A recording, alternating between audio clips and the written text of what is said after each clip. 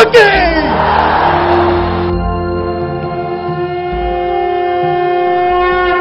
బ్యాడ్గా తీసుకోకూడదు దయచేసి. ఇది చాలా గుడ్ కాన్సెప్ట్.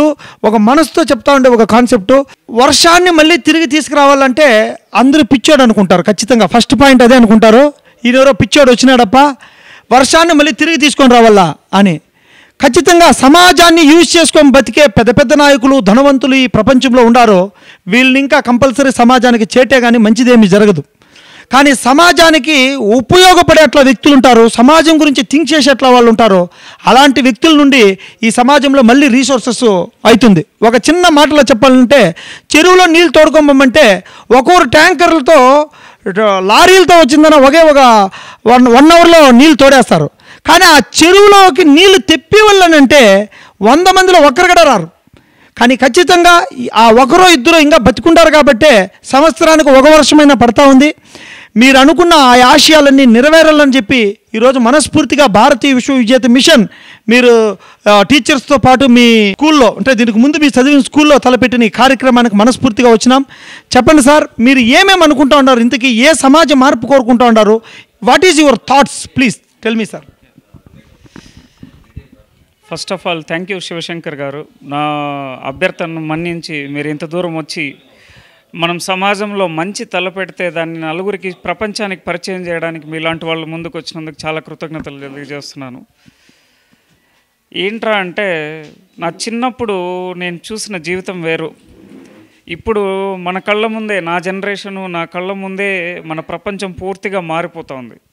మానవాళి జీవన ప్రమాణాలు అనేవి రోజు రోజుకి అధ్వానంగా తయారవుతున్నాయి. ఏంట్రా అంటే చెట్లు లేకపోవడం, వర్షాలు లేకపోవడం, రైతులందరూ కూలీలుగా మారిపోవడం, ఇక్కడి నుండి వాళ్ళ సొంత ఊర్లో వదిలి వలస వెళ్ళిపోవడం, ఈ సొంత ఊరు అనేది లేకుండా బయట వెళ్ళిపోయి ఎక్కడెక్కడో సెక్యూరిటీ గార్డులుగానో లేదంటే మెకానిక్లుగానో లేదంటే కూలీలుగా తాపీ మేస్త్రీలుగా పనిచేసే దౌర్భాగ్యమైన పరిస్థితి ఏర్పడిందనమాట. దీనంతటికీ కారణం ఏంట్రా అంటే మన రాష్ట్రమే, మన దేశమే ముఖ్యంగా రైతు ఆధారిత దేశం అన్నమాట. సో వర్షాలు బాగా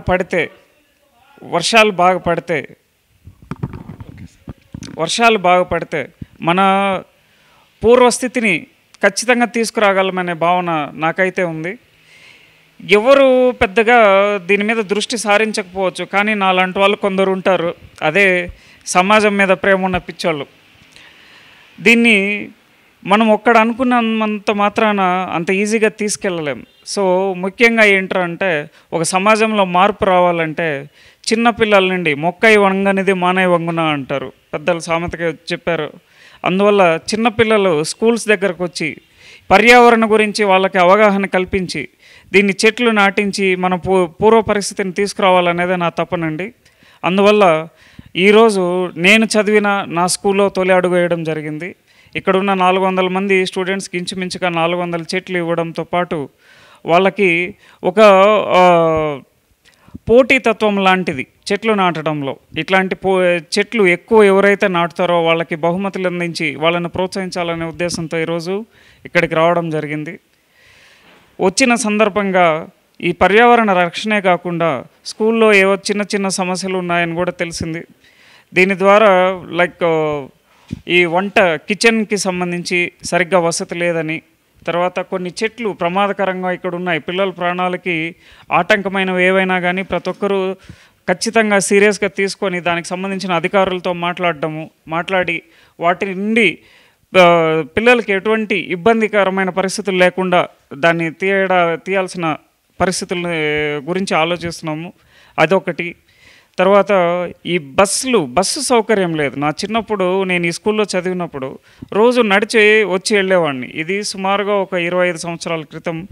కానీ ఇప్పుడు మంచి రోడ్లు వేశారు, ప్రతి పల్లెకి రోడ్డు ఉంది, కానీ బస్సులు మాత్రం లేవన్నమాట. ప్రైవేటు వాహనాలు, ఆటోలు అట్లాంటి వాటిల్లో ఆధారపడాల్సి వస్తుంది స్కూల్కి వచ్చే పిల్లలందరూ. వాళ్ళు డబ్బు సంపాదించాలనే యావతో విపరీతమైన ఓవర్లోడ్తో వచ్చి ప్రమాదాలు జరిగి వాళ్ళ ప్రాణాలకు ముప్పు వాటిల్లో ప్రమాదం కూడా ఉంది. సో దీంతో ఆర్టీసీ అధికారులతో మాట్లాడి ఈ బస్ సౌకర్యం అనేది స్కూల్ టైంకి సంబంధించి బస్సులు అన్ని పల్లెల రూట్ల నుండి వచ్చేటట్లు ఏర్పాటు చేయాలని, తర్వాత పాత స్టూడెంట్స్ అందరినీ వీలైనంత వరకు కలిసి ఒక గ్రూప్గా తయారయ్యి చుట్టుపక్కల ఊర్లలో బయట ఎవరెవరైనా మంచి స్థానాల్లో ఎదిగి ఉన్నారు అట్లాంటి వాళ్ళందరినీ కలిసి ఒక గ్రూప్గా ఏర్పడి ఈ పాఠశాల అభివృద్ధికి ఎంతో కొంత మన సహాయం మన వంతు ప్రయత్నం అనేది చేయాలని గట్టిగా అనుకున్నానండి నేను.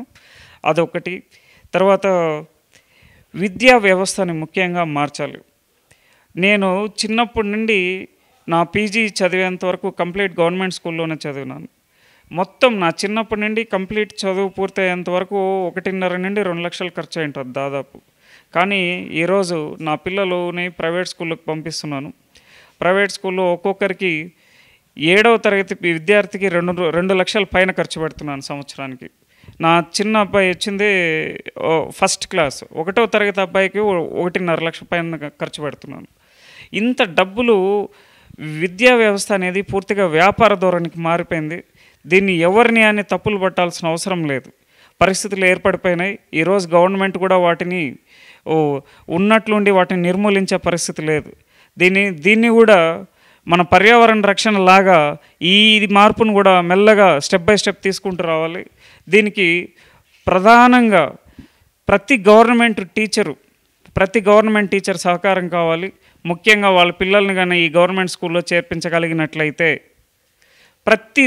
ప్రతి ఒక్కరూ ప్రతి గవర్నమెంట్ టీచర్ వాళ్ళ పిల్లల్ని గవర్నమెంట్ స్కూల్లో చేర్పించగలిగినట్లయితే ఆటోమేటిక్గా ఉన్నత విద్యా ప్రమాణాలు పెరుగుతాయి. ఉన్నత విద్యా ప్రమాణాలు పెరిగితే చుట్టూ ఉన్న ప్రజలు కూడా దీనికి ఆకర్షితులు అవుతారు. టీచర్ల పిల్లలు ఇక్కడ ఉన్నారంటే వాళ్ళ కోసమైనా కూడా మంచి విద్యను అందిస్తారు వీళ్ళు, మన పిల్లలను కూడా ధైర్యంగా పంపించచ్చు అని చెప్పి ఇట్లాంటి ఇనిషియేటివ్ తీసుకొని సమాజంలో మార్పు తీసుకురావాలని నేను ఈ రాష్ట్రంలో ఉన్న ప్రతి టీచర్ని వేడుకుంటున్నానండి. నాలాంటి వాళ్ళు ఎంతోమంది చదువుకుని ఉన్నత విద్యలు అభ్యసించి బయటకు వెళ్ళి పిల్లల్ని ఏదో మూసధోరణిలో అందరూ సొసైటీలో అందరూ మంచి స్కూళ్ళకు పంపిస్తున్నారు అది ఇది అని అదొక రకమైన వ్యామోహం అనుకోండి, లేదంటే ఒక రకమైన పరిస్థితుల ప్రభావంతో బయట స్కూళ్ళకు పంపిస్తున్నాము. వాటన్నింటినీ తొలగించి మన గవర్నమెంట్ స్కూల్లోనే మంచి విద్యను అందియగలము. దాన్ని ఒక వ్యాపారం లాగా కాకుండా డబ్బులను వృధా చేసుకోకుండా మన పిల్లలను మంచి భవిష్యత్తు వైపు నడిపించాలనేది నా ప్రగాఢమైన కోరిక అండి. తర్వాత ముఖ్యంగా పర్యావరణ రక్షణకు సంబంధించి ఈ స్కూల్లో కొద్దిగా నీడ ప్రదేశాలు కొద్దిగా తక్కువ ఉన్నాయి. పిల్లలు మామూలుగా సార్లు ఎంతో శ్రమించి స్పెషల్ క్లాసులు పెట్టుకుని 10th క్లాస్ వాళ్ళకి లేట్ నైట్ వరకు క్లాసెస్ చెప్తున్నారు. వీళ్ళు కూర్చొని చదవడానికి కొద్దిగా ఈ నీడనిచ్చే చెట్లను కొంచెం నాటించాలనేది కూడా నేను అనుకుంటున్నాను. ఖచ్చితంగా ఇవన్నీ ప్రయత్నించి ఈ స్కూలు ఎదుగుదలకు బెటర్మెంట్ కోసం నా వంతు కృషి నేను ఖచ్చితంగా చేస్తానని మాటిస్తున్నాను. ఆ ఒక అవేర్నెస్ అక్కడి నుంచానే ఆరంభం కావాలి. ప్రతి ఒక్క గవర్నమెంట్ ఎంప్లాయీ కూడా గవర్నమెంట్ స్కూల్లోనే చేర్పించాలి. ఫస్ట్ మనం నమ్మాలి. మనం నమ్మితేనే ప్రజలందరూ మళ్ళీ నమ్మడానికి ఇదవుతుందన్నమాట. కాబట్టి ఖచ్చితంగా మన పిల్లల్ని కూడా మనం బాగా నాలెడ్జ్ ఉంటే పిల్లలందరూ జాయిన్ చేపిస్తే మనకు టక్కన అరే రోడ్ సిస్టమ్ ఎట్లుందో నా బిడ్డ ఏమవుతాడని అనైనా మనం రెడీ చేపిస్తాం అన్నమాట. ఆ రోడ్ సిస్టమ్ కానీ వెళ్ళేటప్పుడు వచ్చేటప్పుడు ఆ ఒక ఫ్రీక్వెన్సీ మనం పాటిస్తాం. కాబట్టి ఖచ్చితంగా మేధావులందరూ పూనుకోవాలి, గవర్నమెంట్ టీచర్స్ అందరూ పూనుకోవాలి. గవర్నమెంట్ వ్యవస్థలో ఉండే ప్రతి ఒక్కరూ గవర్నమెంట్ స్కూల్లోనే జాయిన్ చేయాలి, ప్రభుత్వ హాస్పిటల్కే వెళ్ళాలి. ఇలాంటి ఒక గొప్ప చర్యలు వస్తాయని చెప్పి మా భారతీయ విశ్వవిద్యాలయ మిషన్ నమ్ముతా ఉంది. మీలాంటి గొప్ప వ్యక్తులందరూ ఇంకా ఇలాంటి సభలు చాలా చేయాలి. టీచర్స్ అందరూ చాలా సభలకి మా లాంటి వాళ్ళని పిలవాలి. ఖచ్చితంగా పిలిచి ఇలాంటి సభలన్నీ ప్రపంచానికి అందించాలి. అవేర్నెస్ రావాలి, మార్పు సాధ్యమవుతుంది అని చెప్పి నేను మనస్ఫూర్తిగా కోరుకుంటా ఉన్నాను. ఈ 2-3 ఏడాదుల్లో మళ్ళీ మన ప్రపంచాన్ని మనం చూసే పోవాలని చెప్పి నేను అనుకుంటా ఉన్నాను. మన బిడ్డలకి మనం ఏం ప్రపంచం అయితే చూసినామో వ్యవసాయం చేసుకుంటా నీళ్ళలో బాయిల్లో ఈతలు కొట్టిన సందర్భాలు మనకు గుర్తున్నాయి. కానీ మన బిడ్డలు ఎప్పుడు 24 గంటలు మొబైల్ గేమ్స్ తప్పితే యువతలు ఆడడం కూడా తెలియదు అనమాట. కాబట్టి ఖచ్చితంగా వాళ్ళకి మళ్ళీ ఆ ప్రపంచాన్ని అందించాలని చెప్పి నా బాధ ఉంటుంది. మా భారతీయ విశ్వవిద్యాలయ మిషన్ బాధ ఉంది, మీకు ఆ బాధే ఉంది. డబ్బులు పెట్టడం పెద్ద బాధ కాదు, కానీ అయ్యో ఇక్కడ ప్రైవేట్ స్కూల్లో మనం చేసిన ఎంజాయ్ కానీ పబ్లిక్ స్కూల్స్లో మనం చేసిన ఎంజాయ్ కానీ మనం చదివిన చదువు కానీ మనం ఆడిన ఆటలు కానీ వాళ్ళంతా కోల్పోతూ ఉన్నారు మన బిడ్డలు. అది ఖచ్చితంగా మళ్ళీ ఇంకా అది రావాలని చెప్పి తిరిగి ఆ కాలం మళ్ళీ ఇంకా రావాలని చెప్పి మనస్ఫూర్తిగా కోరుకుంటా ఉన్నాం. సార్ నమస్కారము. మొదటగా మీరు ఏ సబ్జెక్ట్ చెప్తారు, ఇక్కడ ఏ సబ్జెక్టు చెప్తారు సార్ మీరు ఇక్కడ? సార్ నేను ఇక్కడ మ్యాథమెటిక్స్ టీచర్గా వర్క్ చేస్తాను సార్. 2017 ఆగస్టులో ఈ పాఠశాలలో చేరినాను. అంతకుముందు నాకు 10 ఏండ్ల మ్యాథ్స్ పైన అనుభవం ఉంది సార్. ఇక్కడికి వచ్చినప్పటి నుంచి నేను లాస్ట్ ఇయర్ వచ్చింది ఇంగ్లీష్ మీడియంకు బోధించాను. ఇంగ్లీష్ మీడియంలో 10 మందికి పైగా 10 పాయింట్లు తెప్పించడానికి ట్రై చేశాం సార్. దానికి మన ప్రభుత్వం నుంచి మాకైతే మ్యాథ్స్కి అయితే మామూలుగా వారానికి వచ్చింది మాకు 9 పీరియడ్లు ఉంటాయి. ఆ 9 పీరియడ్లతో పాటు ఆదివారాలు అవి పెట్టుకుంటే కానీ మాకు సిలబస్ సకాలంలో జరగదు. ఎందుకంటే టైం టేబుల్ వచ్చింది మార్చి వరకు ఫిక్స్ అయి ఉంటుంది సార్. మార్చి వరకు ఫిక్స్ అయి ఉంటే మనకు సిలబస్ మాత్రము నవంబర్కే కంప్లీట్ చేసేయాలని చెప్పేసి ప్రభుత్వం నుంచి అధికారుల నుంచి ఒత్తిడి చేస్తారు. అది చెప్పాలంటే అదనపు క్లాసులు తీసుకోవాలా. మిగిలిన సబ్జెక్టులు వాళ్ళకు జరగడం సులువు. మ్యాథ్స్ అంటే ఒక లెక్కే ఒక రోజు క్లాసుకు జరిగిపోతుంది. ఒక లెక్క ఒక రోజు అయితే 2-3 డౌట్లు అడిగినారనుకోండి, ఒక లెక్క కూడా సందిగ్ధంగా నిలిచిపోయే అవకాశం ఉంటుంది. అటువంటి డిఫికల్ట్ సబ్జెక్ట్ మాది.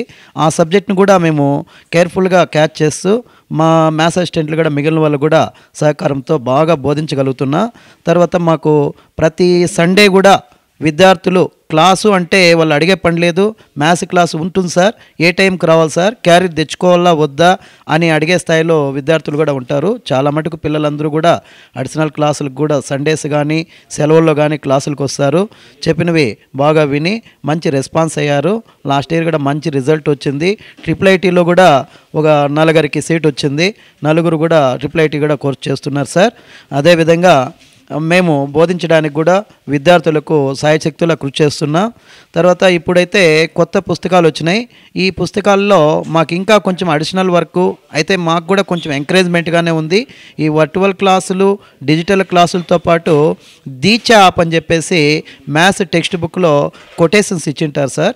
అవి మన సెల్ ఫోన్ ద్వారానే ఆ దీక్ష యాప్ క్యాప్చర్ చేస్తే దాంట్లో చాలా సారాంశం అంటే కేవలము ఒక 10 పేజీల్లో ఉండే సారాంశాన్ని వాళ్ళు టీచింగ్ లెర్నింగ్ మెథడ్లో వాళ్ళు మనకి బోధన ఇవ్వడము. ఆ సీనియర్స్ ఉపాధ్యాయులు బాగా అనుభవం ఉండే ఉపాధ్యాయులు తర్వాత TLM ఉపయోగించి ఏ విధంగా చెప్పాలని చెప్పేసి కూడా దాంట్లో వివరించడం జరుగుతుంది.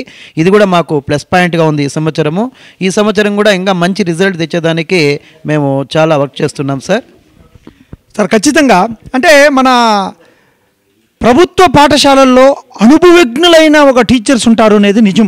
ఎందుకంటే ప్రైవేట్ పాఠశాలల కంటే ప్రభుత్వ పాఠశాలలో చాలా అనుభవం ఉంటుంది, చాలా ఎక్స్పీరియన్స్ ఉంటుంది. ఎన్నో ఎగ్జామ్స్ పాస్ అయితే కానీ ప్రభుత్వ పాఠశాలలో మనము టీచర్ జాబ్కి రావాలంటే చాలా కష్టం ఉంటుంది.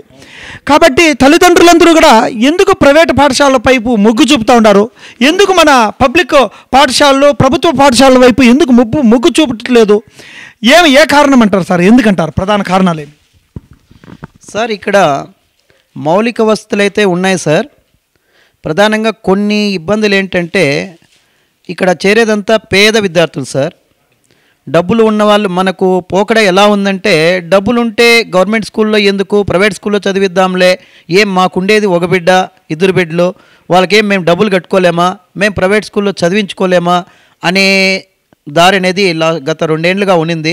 ఇప్పుడు 2-3 సంవత్సరాల నుంచి మన ప్రభుత్వ పాఠశాలలో వస్తున్న రిజల్ట్ని చూసి పేరెంట్స్ కూడా మొబిలైజ్ అయ్యి సరే ప్రభుత్వ పాఠశాలలో చదివే వాళ్ళకు కూడా మంచి పాయింట్లు వస్తున్నాయి, 10కి 10 వస్తున్నాయి కాబట్టి ప్రభుత్వ స్కూల్లో కూడా మనం చేరిస్తే మన బిడ్డలు కూడా బాగా రాణిస్తారు అనే ఉద్దేశంతో కొంతమంది ఎన్లైట్ అయ్యి చేర్చడం జరుగుతుంది సార్. చేరుస్తూ ఉన్నారు ఇప్పుడు ఆ ధోరణిలోనే. అయితే మీరు ఇదివరకు చెప్పినట్లుగా మౌలిక వసతులు అనేది చాలా డెవలప్ కావాలి సార్ పాఠశాలలో. ఇప్పుడు ఈ పాఠశాలలో తీసుకుంటే కొన్ని ఇబ్బందులు ఏంటంటే ఎందుకంటే ఆదివారాల్లో సెలవుల్లో కూడా మేము క్లాస్ తీసుకుంటూ ఉంటాం కాబట్టి మేము చాలా పరిశీలిస్తూ ఉంటాం. ఇక్కడ గ్రౌండ్ ఉంది. తర్వాత పిల్లలు ఆడుకోవడానికి అవుటర్స్ వస్తూ ఉంటారు, ఆడుకోవడంలో మాకేం అభ్యంతరం లేదు. తర్వాత ఈ స్కూల్కి సంబంధించిన ఈ టాయిలెట్స్, ఈ బాత్రూములకు సంబంధించిన ఈ డ్రింకింగ్ వాటరు, ఇట్లా ట్యాప్స్ ఇవన్నీ ఉంటాయి సార్. అవన్నీ పాడు చేసిపోతూ ఉంటారు అనాథరైజ్డ్గా వచ్చేసి. ఈ కాంపౌండ్ సెక్యూరిటీ కొంచెం తక్కువగా ఉంది. కాంపౌండ్ వచ్చింది ఒక 3 అడుగులు 4 అడుగులు గోడ ఉంది. ఆ గోడ ఎగిరి దూకి వచ్చేస్తారు, సరైన వసతులు లేవు కాబట్టి, గేట్ లేదు కాబట్టి వచ్చేసి కొంతమంది వల్గర్గా బిహేవ్ చేయడము, ఇక్కడ ఏదన్నా ఉన్నది పాడు చేయడము, ట్యాప్ చేయడము ఇంచేయడము ఇట్లా చేస్తూ ఉండారు.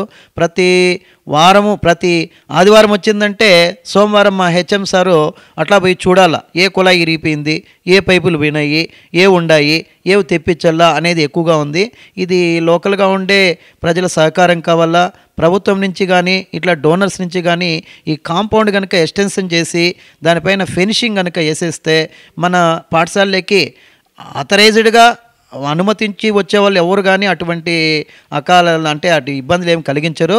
అనాథరైజ్డ్గా వస్తారు కొంతమంది, వాళ్ళు కావాలనే వచ్చి ఇదేదో బాగుంది అని చెప్పి కుళాయిని తిప్పేసి ఆ టైంలో నీళ్ళు రాలేదనుకో, నీళ్ళు రాలేదు కదా ఈ కుళాయి ఎందుకు అని చెప్పేసి ఇంచేసిపోయే వాళ్ళు ఉంటారు. అట్లా మంచి రచన కల్పిస్తే ఇంకా కొంచెం బాగా ఇదిగా ఉంటుంది.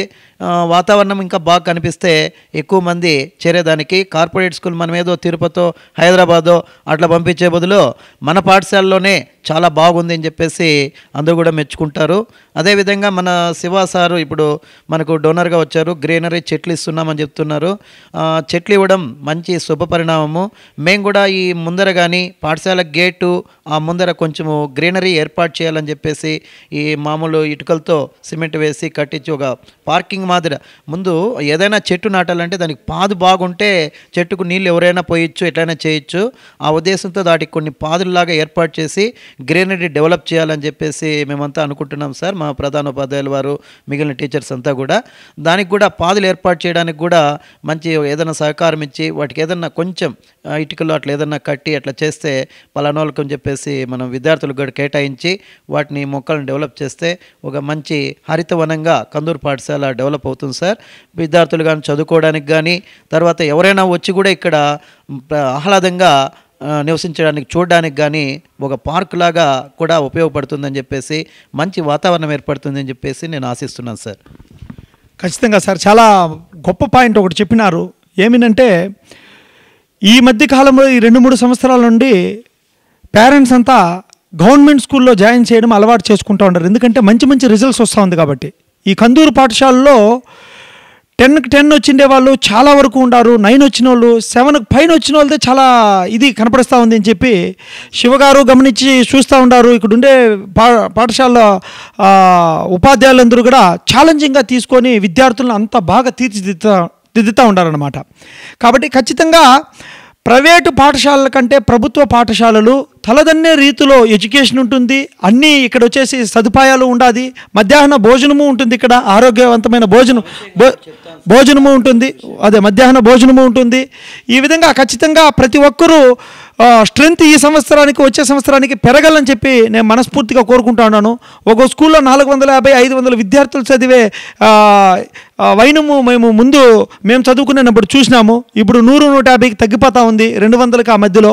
ఖచ్చితంగా పెరగాలని చెప్పి ఇప్పుడు ఇంగ్లీష్ మీడియంస్ కూడా ఉన్నాయి కాబట్టి ప్రతి ఒక్కరూ ఇక్కడ హాయిగా జాయిన్ చేపించి చదువుకోవచ్చు. ఆహ్లాదమైన గ్రౌండ్ ఉంది, ఆట పాటలతో ప్రొజెక్టర్స్ ఉండాది, అదేవిధంగా ల్యాబ్స్ అనేది ఉంది. అంటే ప్రైవేట్ పాఠశాలలో లేనివన్నీ కూడా ఇక్కడ సదుపాయాలు ఉండడం వల్ల ఖచ్చితంగా ప్రతి ఒక్క పేరెంట్ మారుతారని, ఇట్లాంటి స్కూల్లో జాయిన్ చేస్తారని, వాళ్ళు స్టూడెంట్స్ ఒక మేధాశక్తిని గొప్పగా పెంపొందించుకుంటారని చెప్పి కళలతో కూడిన క్రమశిక్షణతో కూడిన ఒక గొప్ప విద్య వచ్చేసి ప్రైవేట్ పాఠశాలలో చిక్కదు, ప్రభుత్వ పాఠశాలలోనే చిక్కుతుంది. అది అందరికీ తెలిసిన విషయమే. ఖచ్చితంగా ఇది చేస్తారని చెప్పి మనస్ఫూర్తిగా కోరుకుంటూ thank you sir, thank you very much sir. ఇంకో విషయం సార్, మిడ్ డే మీల్ విషయము, మధ్యాహ్న భోజన విషయము మంచి పథకము ప్రభుత్వం బాగా పెట్టింది. అయితే ఇక్కడ మొదటిది ఏంటంటే విద్యార్థులు సగానికి సగం మంది తినేదానికి ఇంట్రెస్ట్ చూపడం లేదు సార్. కారణం ఏంటంటే కూరలకు అన్నీ ఇస్తున్నారు, అన్నీ బాగానే ఉన్నాయి, పప్పులు ఇస్తున్నారు, నూనెలు ఇస్తున్నారు, తర్వాత గుడ్డు కూడా అప్పుడప్పుడు ఇస్తున్నారు అనుకోండి. అయితే రైస్ మాత్రము మంచివి ఇవ్వట్లేదు సార్. క్వాలిటీ రైస్ అనేది ఇవ్వట్లేదు. రైసు ఎవరు చేసిన అన్నం అనేది ముద్దగా అవుతుంది, సక్రమంగా కాదు. మేము ఏం చేయలేకనే ఉండాము, వంట వాళ్ళని అరవలేకనే ఉండాము. మేము 10th క్లాస్కి అయితే అడిషనల్ క్లాసులు తీసుకుంటాం కాబట్టి వాళ్ళు మధ్యాహ్నం తినకపోతే మేము 7 గంటల వరకు క్లాస్ పెట్టుకుంటున్నాం. ఇక్కడ 7 గంటల వరకు ఉండే కొద్దికి పిల్లలు ఏమంటారంటే 5 గంటలు అయిపోయే కొద్దికి మాకు ఆకలేస్తాం సార్, మేము ఉండలేం సార్ అనే స్థాయి ఉంది. లాస్ట్ ఇయర్ అయితే మా సారు విలేజర్స్లో కొంతమందిని ఎన్లైట్ చేసి వాళ్ళకు ఒక పూట భోజనం టిఫిన్ టైప్లో 4 గంటలకు 4:30కు 5 గంటలకు ఆ మధ్యలో టిఫిన్ టైప్లో వాళ్ళకు 10th క్లాస్ విద్యార్థులకు ప్రత్యేకంగా పెట్టించి వాళ్ళకు చదివించడం జరిగింది. ఈ సంవత్సరము అట్లా ప్రయత్నించేదానికి కూడా చాలా ఇబ్బంది అవుతా ఉంది. ప్రభుత్వం కనుక మంచి బియ్యాలు కనుక మనకు సప్లై చేస్తే, అన్నం బాగుండి కూరలు కనుక బాగుంటే విద్యార్థులు మధ్యాహ్నం పుష్టిగా తిన్నారనుకోండి, నైటు సాయంత్రం 7 గంటల వరకు కూడా చదువుకోవడానికి బాగుంటుంది. ఈ ఈవినింగ్ టైంలో స్నాక్స్ కనుక ఏర్పాటు చేస్తే మా ఉపాధ్యాయుల సైడ్ నుంచి విద్యార్థులకు ఎలవెల్లా చెప్పడానికి మంచి సహకారం ఉంటుంది సార్. అదే కార్పొరేట్ స్కూల్లో కానీ లేకపోతే ఏరే మోడల్ స్కూళ్ళు కానీ హాస్టల్లో కానీ స్నాక్స్కి ఇస్తూ ఉన్నట్లే 10th క్లాస్కు ప్రభుత్వం దృష్టి నుంచినే చెప్తా ఉన్నారు, మీరు అదనపు తరగతులు నిర్వహించండి అని చెప్పేసి ప్రభుత్వం నుంచి పదే చెప్తున్నారు.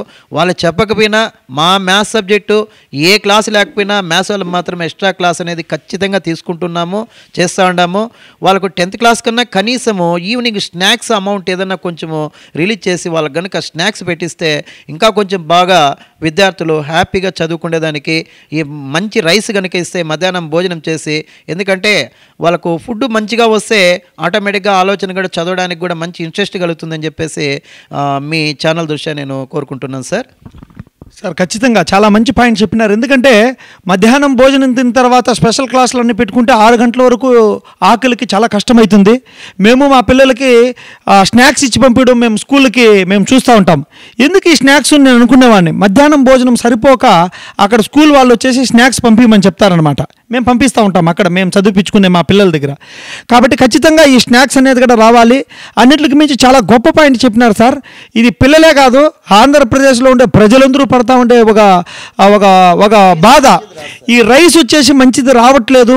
ఈ రైస్ని ఇంకానే చాలా వరకు ప్రజలు ప్లస్ పిల్లలు ప్రతి ఒక్కరూ బాధపడి సతమతమవుతూ ఉంటారు. అది క్వాలిటీ రైస్ లేకుండా ఈ రైస్తోనే, అంటే పప్పు ఉంది, సాంబార్లు ఉంది, గుడ్డు ఉంది, అన్నీ ఉంది, కానీ ఈ రైస్ మాత్రమే చాలా వరకు ఇది ఉంది. ఈ రైస్ సిస్టమే మారాలంటే ఖచ్చితంగా ఆ ప్రభుత్వాలు దృష్టికి పోయి ఈ రైస్ సిస్టమ్ మారి గొప్ప రైస్ వచ్చే విధంగా, గొప్పగా బతికే విధంగా సిస్టమ్ మారుతుంది అని చెప్పి మనస్ఫూర్తిగా మేము కోరుకుంటూ ఉంటాం సార్. ఇలాంటి రైస్ ఇన్ని ఏండ్లు ఏ కాలంలో ఉంటాం మనం, మంచి రైసు మంచి ఆహారం తినకుండా, అంటే అన్నీ అందిస్తూ ఉంటారు, సంతోషమే, హ్యాపీ. కానీ అలాంటి రైసు మనము ఇచ్చినప్పుడు క్వాలిటీ రైస్ ఇస్తే చాలా బాగుంటుంది అని చెప్పి మనస్ఫూర్తిగా కోరుకుంటూ ఉన్నాం సార్. ఇది మారుతుంది అని చెప్పి మేము భారతీయ విశ్వవిద్యాలయ మిషన్ ఇంకా కూడా ఆకాంక్షిస్తూ ఉంటాం. Thank you sir. Thank you. సరే సార్, ఈరోజు మమ్మల్ని అందరినీ విచారించి మా విషయాలన్నీ సేకరించినందుకు చాలా సంతోషం సార్. ఈ విషయాలన్నీ కూడా ప్రభుత్వం దృష్టికి తీసుకుపోయి గ్రీనరీ సార్ కనుక అనుకుంటే గ్రీనరీ కనుక బాగా డెవలప్ చేసి మా స్కూలు మంచి మార్కుల దృష్ట్యా అయితే చదువు దృష్ట్యా కానీ తర్వాత పర్యావరణం దృష్ట్యా కూడా మా స్కూల్ను ముందుకు తీసుకొని పోవాలని చెప్పేసి మా ఉపాధ్యాయులు అందరి తరపున నేను కోరుకుంటున్నాను సార్. ఈ క్రెడిట్ అంతా మన శివగారికే చేరుతుంది సార్. మీ ఓల్డ్ స్టూడెంట్, మీ ఓల్డ్ విద్యార్థి. ఖచ్చితంగా ఆయన పదే చెప్పి ఇక్కడ పిలిపించి ఈ ఒక అవేర్నెస్ తీసుకొని రావాలి, గ్రీనరీ రావాలి, వర్షమే తిరిగి పడాలి అంటే అది ఖచ్చితంగా ఆయన ఒక ఇదే. ఆయన ఇంకా కొంతమంది కలుస్తారని, ఓల్డ్ విద్యార్థులందరూ కలుస్తారని, ఒక ఫౌండేషన్ తర ఏర్పడుతుందని చెప్పి నేను మనస్ఫూర్తిగా ఆకాంక్షిస్తూ ఉన్నాను. అందరూ ఒగ్గట్టవుతారని, గెట్ టుగెదర్ అవుతారని నేను ఆకాంక్షిస్తూ ఉన్నాను. మేము ఈ పాఠశాలని, కందూరు పాఠశాలని, విద్యార్థుల్ని, మిమ్మల్ని చూసి ప్రపంచమే గర్వించే స్థాయికి పోతుందని చెప్పి నేను మనస్ఫూర్తిగా భావిస్తూ ఉన్నాను సార్.